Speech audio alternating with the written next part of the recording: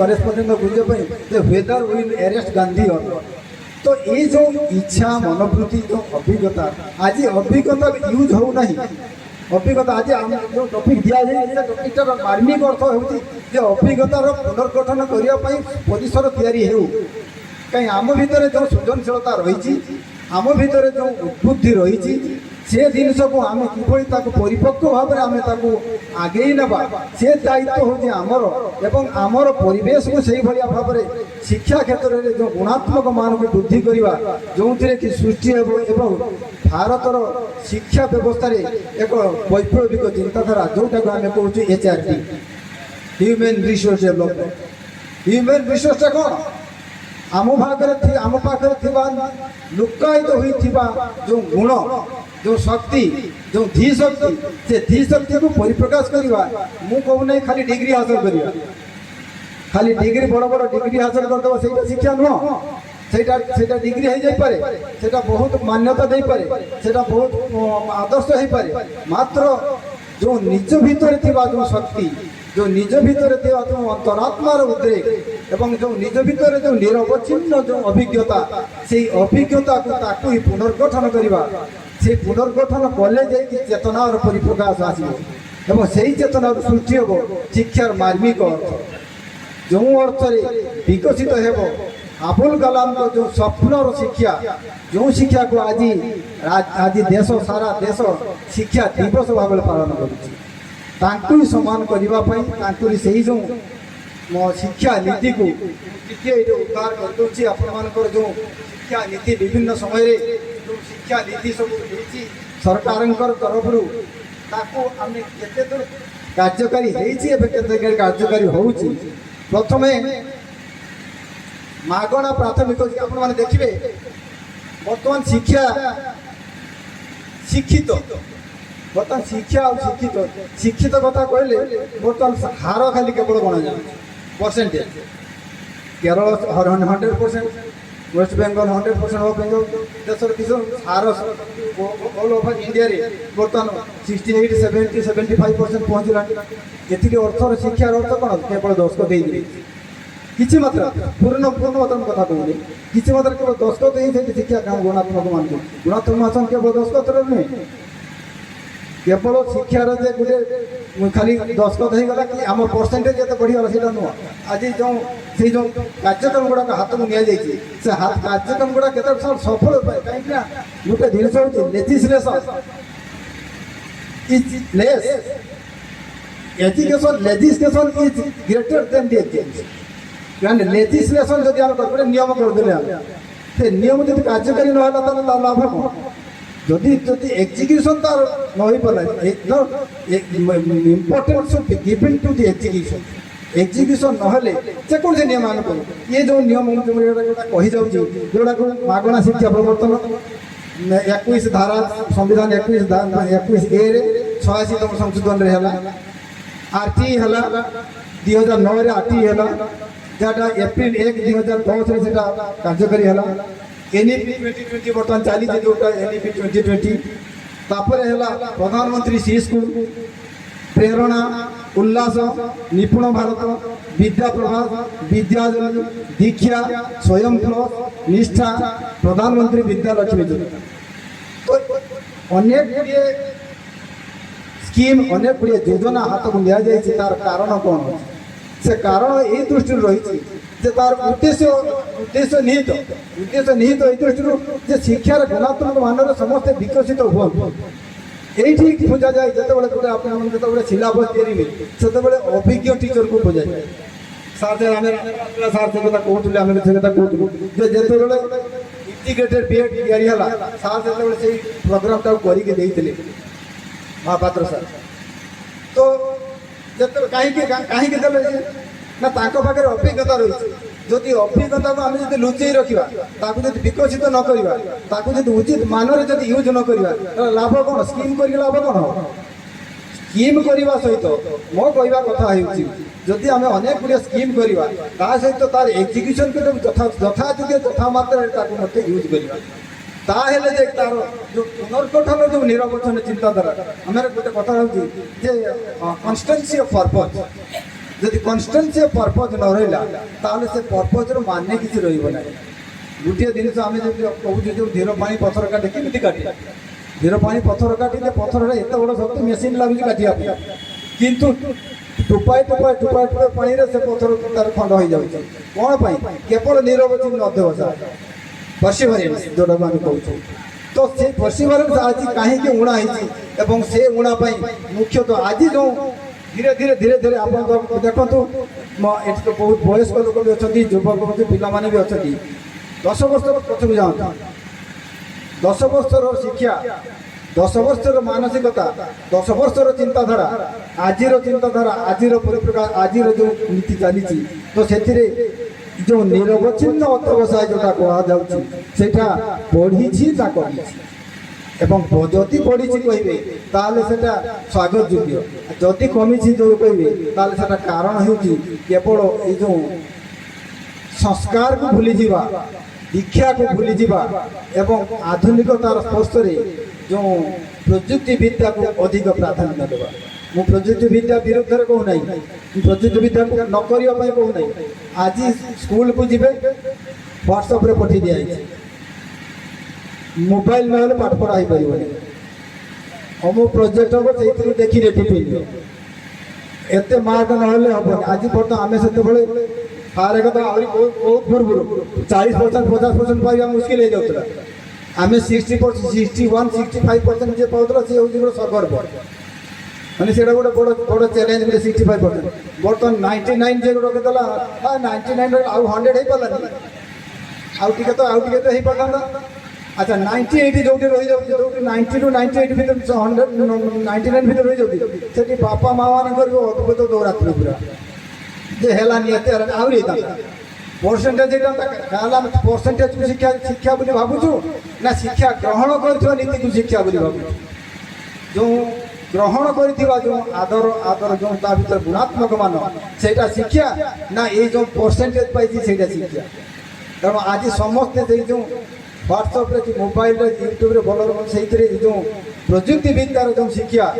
ପ୍ରଯୁକ୍ତି ବିଦ୍ୟାକୁ ମୁଁ ଅପକ୍ଷ ବୋଲି କହୁନାହିଁ, ତା ଯୋଗୁଁ ଆମେ ବହୁତ ଅନେକ କିଛି ଭାବିପାରୁଛୁ, ଜାଣିପାରୁଛୁ, କରିପାରୁଛୁ, ମାତ୍ର ତାର ଦୁରୁପଯୋଗ ଯେଉଁ ହେଉଛି। ଆଜି ଗୋଟେ ଏସେ ଦିଆଯାଉଛି, ଗୋଟେ ଏସେ ଦିଆଗଲା, ସେତେବେଳେ ପିଲାମାନେ, ମୁଁ 10 ବର୍ଷ ତଳର କଥା କହୁଛି, ପିଲାମାନେ ଯେତେବେଳେ ଏସେ ଦିଆଗଲା ପର୍ଯ୍ୟନ୍ତ ସାର୍ ଏଇଟା କ'ଣ ହେବ, ଏଇଟା କେମିତି ହେବ, ସେଇଟା କେମିତି ହେବ, ତାଙ୍କୁ ମୁଁ କହିଦେଉଥିଲି ଯେ ଏଇ ଢାଞ୍ଚାରେ ଏମିତି। ବର୍ତ୍ତମାନ କାହାକୁ ପଚାରିବାର ନାହିଁ, ଏସେ ଗୋଟେ ଆସିଗଲା ମାନେ ଗୁଗୁଲରେ ଗୁଗୁଲ ବାପା ମା ସିଏ ବର୍ତ୍ତମାନ ବାପା ମା। ହଁ ହଁ, ସେ ସେଇଠୁ କପି କରିଦେଲେ, ପେଷ୍ଟ କରିଦେଲେ। ବର୍ତ୍ତମାନ ପିଏଚଡି ନେଇ ବିକ୍ରି ହେବା ପାଇଁ ଗଲାଣି, ଏତିକି ଟଙ୍କାରେ ଏତିକି ପିଏଚଡି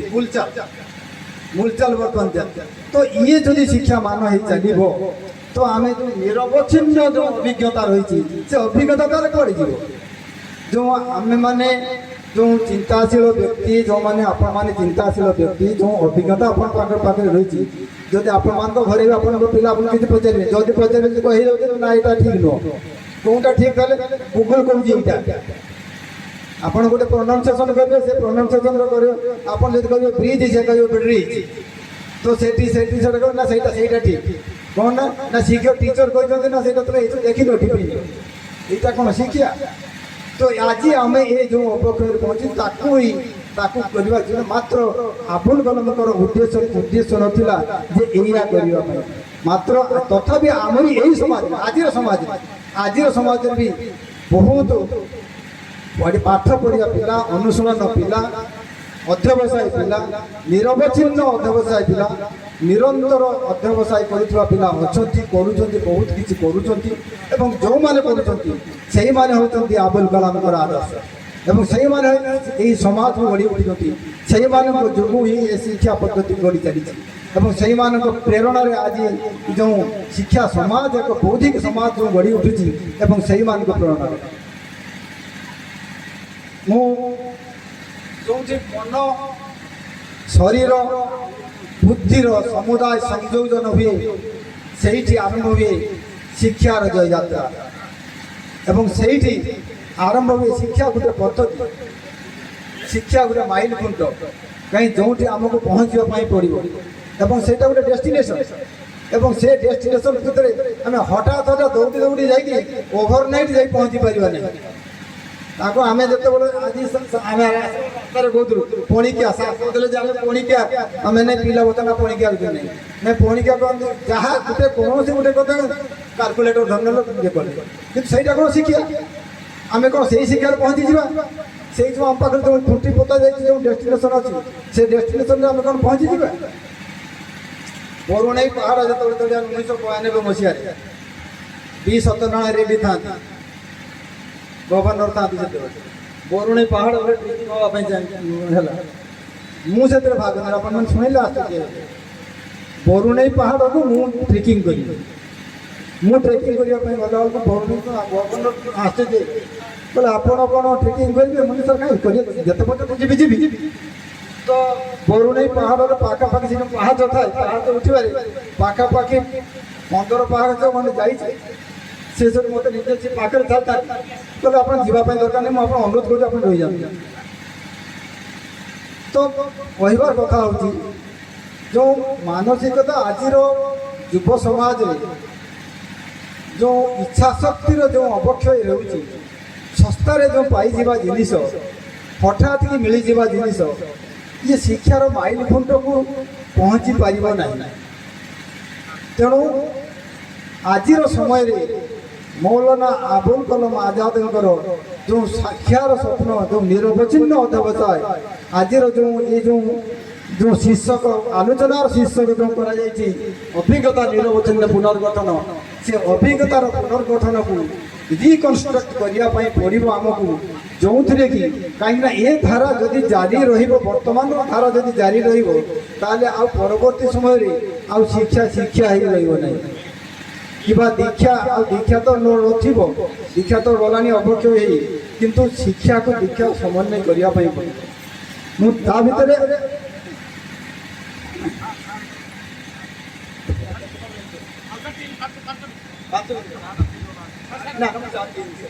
ମୁଁ ଚାହାନ୍ତି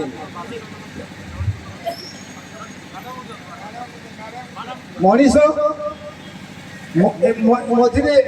ଆଉ ଟିକେ ମୁଁ କହିଦେଉଛି ଯେତେବେଳେ ବିଭିନ୍ନ ପ୍ରକାର ଶିକ୍ଷା ପଦ୍ଧତି ଆରମ୍ଭ ହେଲା 10+2 10+3 10+2 12 ଏମିତି ସବୁ ଆରମ୍ଭ ହେଲା ତ ସେତେବେଳେ ବିଭିନ୍ନ ଯୋଜନା ଆରମ୍ଭ ଯେତେବେଳେ ହେଲା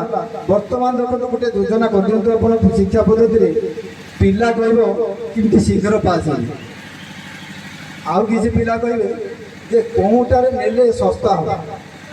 କେଉଁଟା ନେଲେ ମୁଁ କେଉଁ ଅପସନ୍ ନେଲେ ଶୀଘ୍ର ଶୀଘ୍ର ଚାଲିଯିବ ମ୍ୟାଥମେଟିକ୍ସ ନେବା ପାଇଁ ସାଇନ୍ସ ନେବା ପାଇଁ କିମ୍ବା ଫିଜିକ୍ସ ନେବା ପାଇଁ କେମିଷ୍ଟ୍ରି ନେବା ପାଇଁ ନେବା ପାଇଁ ବହୁତ ଅନିଚ୍ଛୁକ କାହିଁକି ସେ କାରଣଟା କାହିଁକି ନା ଶସ୍ତା ଶୀଘ୍ର ପାଇଯିବା ये शिक्षा ये धारा दयाकोरी आज युवपीढ़ी को पिलामानक मु अनुरोध करी जे ए चिंताधारा मानसिकतार बुझे दिंतु जो भविष्य मंगल हो परिवार मंगल हो समाज मंगल हो एवं से समाज गढ़ी उठ आमर जो अबुल कलाम जो स्वप्नर समाज गांधी जो स्वप्नर समाज आम माल्यार्पण कर आसलु गांधी फोटोचित्र तो आम केवल माल्यार्पण ताकू सीमित रखा माने आदर्श रे सीमित रखा अबुल कलाम आदर्श रे सीमित रखा ये जातिर कर्तव्य ये समाज कर्तव्य मनीष जहाँ अन्य निजर बुद्धि जानी था अथवा शिखे थाए ताकू शिक्षा कहुए समाज रे शिक्षा एक विलासपूर्ण आवश्यकता नुहे बरं यार गुरुत्व होउछि रोजगार वृद्धि तथा मार्जित जीवन शैली को शिक्षा साहाय्य करे विचार करे शिक्षा मनुष्यर धारणा को सकारात्मक भाव में प्रभावित करता है यह आमको सठिक रास्ता बाछिबार साहाय्य करे और केवल गोटे अपेक्षा विभिन्न दृष्टिकोण देखिबार साहाय्य करे गोटे जिनिस देखंतु मु छुटिया उदाहरण देख मत जेहेतु 5 मिनट समय दिया जाइए तो से विराम देवी भारत वर्ष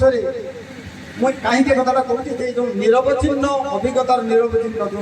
अभिज्ञता निरवच्छिन्न पुनर्गठन भारत वर्ष फास्ट ऑटोबायोग्राफी लिखी रास सुंदरी बेंगल आमार जीवन से लिखी यहाँ जिते 88 वर्ष से लिखी भावतु चिंता कर जो समय से 1882 जिते शिक्षा कथा कागज कलम नथिला ଯେତେବେଳେ କାଗଜ କଲମ ନଥିଲା ସେ ସେତେବେଳେ ଚିନ୍ତା କଲେ ମୁଁ ଏଇଟା ଗୋଟେ କେମିତି ଲେଖିବି। ତ ସେ ଲେଖିବା ପରେ ତାଙ୍କର ପରିବାର ଥିଲା ଯେ କେହି ଲେଖିପାରିବନି କି କେହି ପଢ଼ିପାରିବନି। ତେଣୁ ସିଏ କ'ଣ କରୁଥିଲେ, ଲୁଚି ଲୁଚି ଲୁଚି ଲୁଚି ଥିଲା ପଢ଼ିବା ପାଇଁ ଥିଲା, ଲେଖିବା ପାଇଁ ଥିଲା କଲମ ଦରକାର, ଖାତା ଦରକାର, କାଗଜ ଦରକାର, ଏଇଟା ସେଟା। ସିଏ କ'ଣ କରୁଥିଲେ ନା ଖାଲି ଶୁଣୁଥିଲେ, କଥା ଶୁଣୁଥିଲେ। କଥା ଶୁଣି ଶୁଣି ସେ ଚାହିଁଲେ ଯେ আমার জীবন লেখিবে। যেতবে তাঁর পুয় যেতবে কলিকতার গোটে চাকরি করলে, চাকরি কলা পরে তাঁকু যেতবে চিঠি লেখিবা পড়লা, চিঠি লেখিপারে না। তো ইয়ে যেতবে চিঠি দৌলে পুয় সেটু চিঠি দৌলে, চিঠি দেলা পরে ইয়ে লেখিবা চাহিলে লেখিপার নথিলে এইথিপাই যে ସିଏ ଭାବୁଥିଲେ ତାଙ୍କ ଉପରେ ସେତେବେଳେ ସାମାଜିକ ପରିସ୍ଥିତି ଏଭଳି ଦଣ୍ଡନୀୟ ଥିଲା ଯେ ସେଥିରେ ସିଏ ମାନେ କ୍ଷାନ୍ତ ହେବା ପାଇଁ ବାଧ୍ୟ। ତ ସେ ଦୃଷ୍ଟିରୁ କହିବି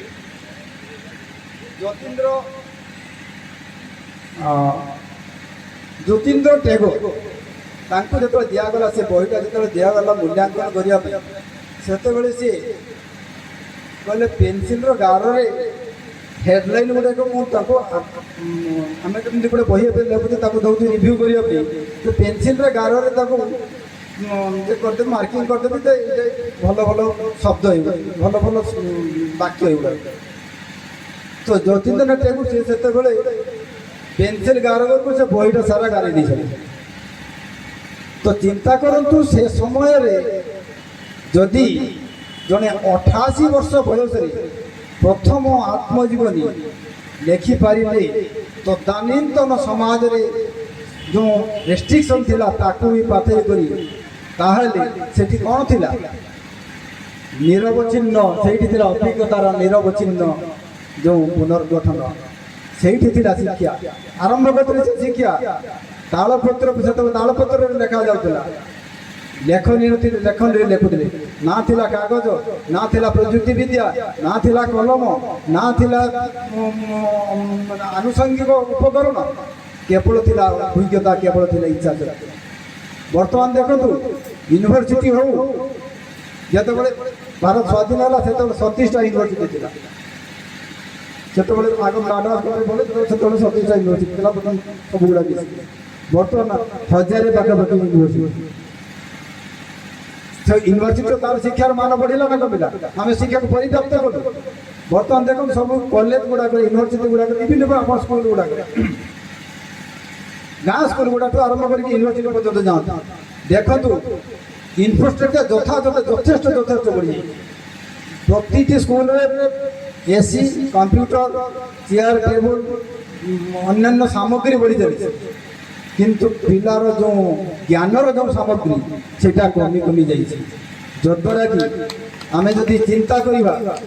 कि से समय 1988 मसीह जदि जड़े नारी आत्मजीवनी लिखा प्रयास कला एवं से भारत सर्वप्रथम आत्मजीवनी प्रकाश कर पारे जो कि कागज कलम विहीन तो से इच्छा शक्ति जो निरंतर अभिज्ञता निरवच्छिन्न जो पुनर्गठन जो भाव जो पुनर्गठन जो इच्छा जो चढ़े जो नीड़ को तैयारी करे पुनर्बार पुनर्बार पुनर्बार करिता तो आमे आसतु आमे से निरवच्छिन्न आम पाखे थिबा अभिज्ञता को आम पाखे थिबा सृजनशीलता को आम भितर थिबा जो धी शक्ति को आम भितर बांटिबा एवं बांटी आम एक नुआ समाज गठन करिबा जो समाज रे नथिबो कि पातर अंतर जो शिक्षा एक गुणात्मक मूल्यबोध जो मूल्यबोध को आदर करी जो मूल्यबोध को पाथर पाथर करी आम गढ़ी उठा एक स्वप्नर समाज एवं विकसित समाज जो समाज इच्छा करुले अबुल कलाम जो समाज इच्छा करुले गांधी कहीं गांधी चाहू नुले गांधी गांधी जब चाहते सी प्रधानमंत्री होते कहीं नहीं पारे कहीं भीतर थिला जो गुणात्मक मूल्यबोध से गुणात्मक मूल्यबोध सी रचिगले सी आज आज समस्या पूज्य आज कथा कथा गांधी गांधी आदर्श कहीं गांधी आदर्श से आदर्श कौन थिला ना से आदर्श थिला असहयोग थिला अहिंसा थिला तांकर ଯେଉଁ ନୀତି ନିୟମ ଥିଲା ଆଦର୍ଶ ଥିଲା ସେହି ଆଦର୍ଶ ନିରବଚ୍ଛିନ୍ନ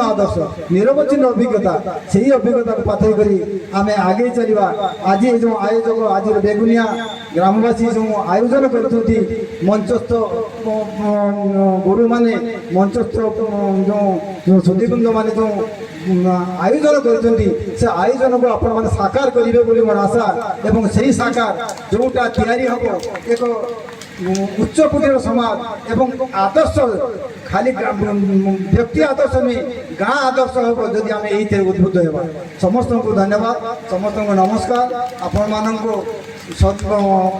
କୋଟି କୋଟି ପ୍ରଣାମ। ଆପଣମାନେ ମୋତେ ଏଠି ସୁଯୋଗ ଦେଇଥିବାରୁ ଆପଣମାନଙ୍କ ସମ୍ମୁଖରେ କିଛି ବକ୍ତବ୍ୟ ରଖିଥିବାରୁ ବହୁତ ବହୁତ ବହୁତ ବହୁତ ଧନ୍ୟବାଦ, ନମସ୍କାର।